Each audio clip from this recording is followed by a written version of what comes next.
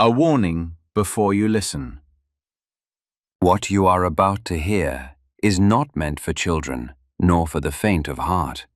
This is an unfiltered retelling of ancient myths, told as they were born, raw, violent, unsoftened. Expect scenes of brutality, curses that linger, betrayals that reshape fate, and a hunger for power that shows no mercy. These myths were never meant to lull children to sleep. They were forged in blood, shadow, and fire. So ask yourself, are you ready to hear them as they were first told? Sources and references can be found in the episode description. Chapter 5. From the Chaos Epic, Gaia and Uranus. From Chaos to Tyranny. The prison, when the goddess became a trap. Gaia was not free, nor was she enslaved. She was something else entirely, something unnamed, known only to those who've been pinned down, stretched open without ever being asked. She wasn't just in pain. She was being stored, used like land no one asks permission to sow, only to dump into it all that could not be endured. Each time Uranus descended, his body fell like a lock, like a barricade, a slab of celestial concrete sealing the exit before allowing an entrance. He didn't make love. He imposed authority.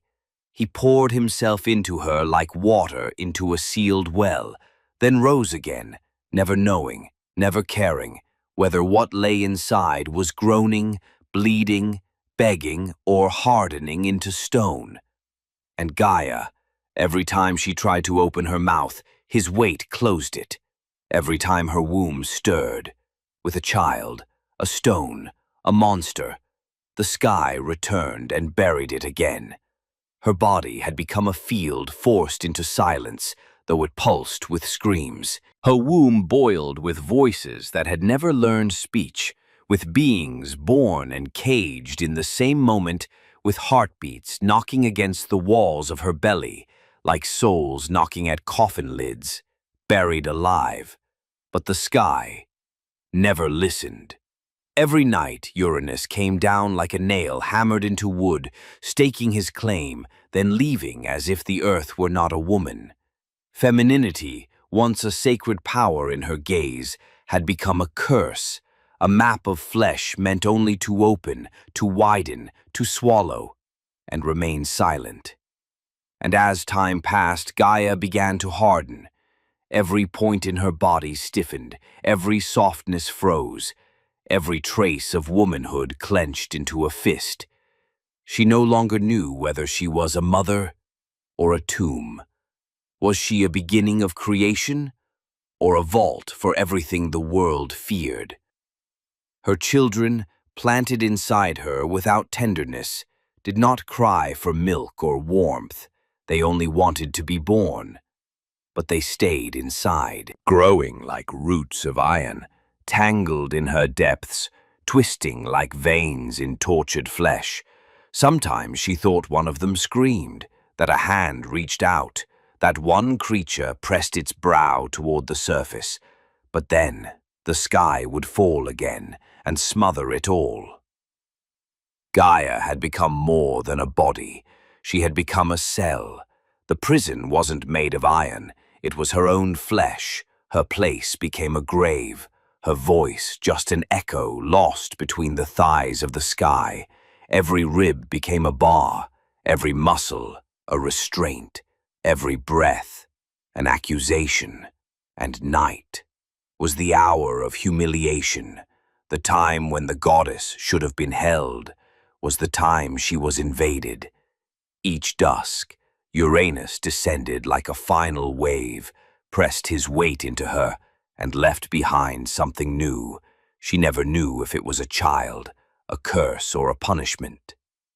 The sky above her was not a sky, it was a jailer, a ceiling that would not open, a shadow that never cooled, a man who didn't love, only pinned like shame, nailed to an unerasable wall.